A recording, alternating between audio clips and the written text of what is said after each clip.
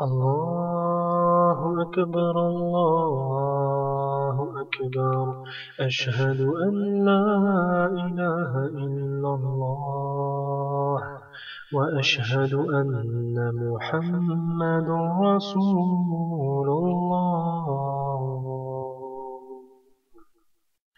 بسم الله الرحمن الرحيم الحمد لله رب العالمين والصلاة والسلام على أشرف الأنبياء والمرسلين نبينا محمد وعلى آله وصحبه أجمعين. Un grand problème existe dans de nombreux esprits. Ce problème est le suivant. Connaître en théorie une chose, mais avoir du mal à la pratiquer, voire ne pas la pratiquer du tout. Je donne un petit exemple très simple à comprendre. Nous savons par exemple que la consommation de la chair de porc est interdite. حرمت عليكم الميتة والدم ولحم الخنزير وما أهل لغير الله به. Si nous savons qu'elle est interdite, mais qu'en même temps nous ne savons pas reconnaître ce qu'est la viande de porc, quel intérêt a tout cela dans la pratique? Autre exemple, le monothéisme en théorie est résumé dans Surat al-Ikhlas. قل هو الله أحد الله الصمد لم يلد ولم يولد ولم يكن له كفوا أحد. Et ce même monothéisme, lorsqu'il est pratiqué, est très bien résumé dans Surat al-Kafirun.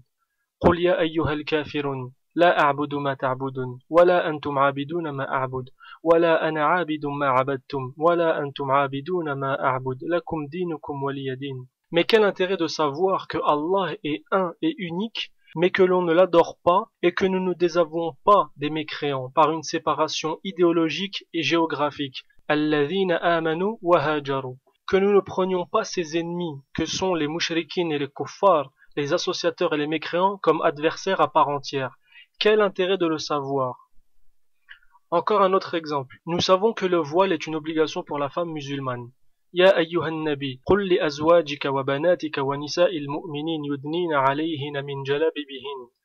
Et nous savons également que la barbe est une obligation pour l'homme musulman, car le prophète sallallahu alayhi wa sallam a dit « Différenciez-vous des associateurs, laissez pousser vos barbes et taillez vos moustaches ». Le prophète alayhi salatu wa sallam donne ici un ordre et non un conseil. Et Allah nous ordonne d'obéir à son messager alayhi salatu wa sallam lorsqu'il nous dit « Ati'u Allah wa ati'u ar-Rasul ». Quel intérêt donc de savoir que ce sont des obligations si nous ne sommes pas capables d'appliquer et de reconnaître, comprendre et enseigner les bienfaits et utilités de ces prescriptions divines et prophétiques. Dernier exemple, nous savons qu'Allah a dit à Moussa alayhi salam d'aller vers Pharaon car vraiment il a dépassé les limites de la mécréance et de l'arrogance. Idhhab ila Fir'aun innahu tagha. Allah qualifie Pharaon de Tarout bien avant que la bouche de ce tyran n'augmente la mécréance qui était la sienne en disant qu'il était un dieu, un seigneur élevé ou un législateur suprême. Et c'est une preuve que l'acte ne doit pas forcément être suivi par des paroles pour le confirmer et ensuite le condamner. Mais revenons à notre sujet. Comment nous qui prétendons suivre le chemin des prophètes et notamment Mohammed sallallahu alayhi wa sallam, comment allons-nous faire pour reconnaître qui sont les pharaons d'aujourd'hui? Parce que le vrai, il est mort il y a bien longtemps dans l'humiliation. Mais qui sont les pharaons aujourd'hui et comment agir avec eux? Comment passer de la théorie à la pratique? Comment faire pour que nos connaissances du verbe connaître soient comprises du verbe comprendre pour ensuite les appliquer?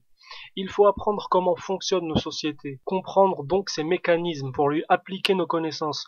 Le médecin, avant d'agir, essaie d'établir le meilleur diagnostic. Les musulmans doués d'intelligence sont quelque part les médecins de ce monde. Ils sont les globules blancs qui luttent pour écarter ou éliminer tout virus ou parasite qui nuit au bon déroulement de la vie et ainsi garder les organismes sains. كنتم خير أمة أخرجت للناس تأمرون بالمعروف وتنهون عن المنكر وتؤمنون بالله. Mais même ce verset nécessite une réflexion. Être la meilleure des nations qu'Allah a fait surgir pour le bien-être de l'humanité, si et seulement si nous ordonnons le bien et interdisons le mal, tout en gardant un tawhid purifié, loin de toute forme d'association et de mécréance. Mais pour ordonner le bien et interdire le mal et préserver l'islam de toute souillure, il faut avoir une force, et les injustes de ce monde n'accepteront jamais qu'une force islamique authentique puisse se mettre en place sans qu'ils essaient de la détruire. وَكَانَ الْكَافِرُ عَلَى رَبِّهِ ظَهِيرًا. C'est pour cela que emmagasiner des tonnes de sciences pour les garder enfouies en sa mémoire est déjà une grosse bêtise. مثل الذين حملوا التوراة ثم لم يحملوها كمثل الحمار يحمل أسفارا. Mais si la raison de cette non-application vient de l'incapacité à reconnaître la réalité de la situation dans laquelle nous sommes, alors véritablement il y a un problème de fond. قد جاءكم بصائر من ربكم فمن أبصر فلنفسه ومن عمي فعليها. La solution pour remédier à cette cécité, à cet aveuglement, c'est de craindre Allah subhanahu wa ta'ala et de le craindre véritablement, et d'être sincère dans sa démarche vers lui, soumettre son âme pour que le cœur laisse passer la lumière.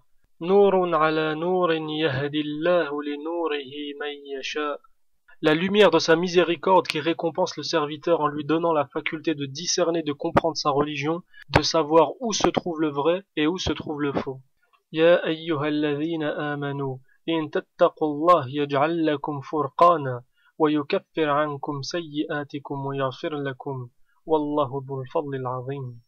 Alhamdulillah, donc Allah a révélé une loi, nous a enjoint le tawhid et la foi, nous a déchargé d'un poids et nous a ordonné la salat, la zakat, le pèlerinage et de jeûner pendant un mois. Louange à Allah, le roi des rois, qui a fait descendre le livre du discernement sur bien meilleur que toi et moi, notre prophète Mohammed sallallahu alayhi wa sallam, pour nous informer du comment et du pourquoi. تبارك الذي نزل الفرقان على عبده ليكون للعالمين نذيرا الذي له ملك السماوات والأرض ولم يتخذ ولدا ولم يكن له شريك في الملك وخلق كل شيء فقدره تقديرا. وسبحانك اللهم وبحمدك أشهد أن لا إله إلا أنت أستغفرك وأتوب إليك والسلام عليكم ورحمة الله.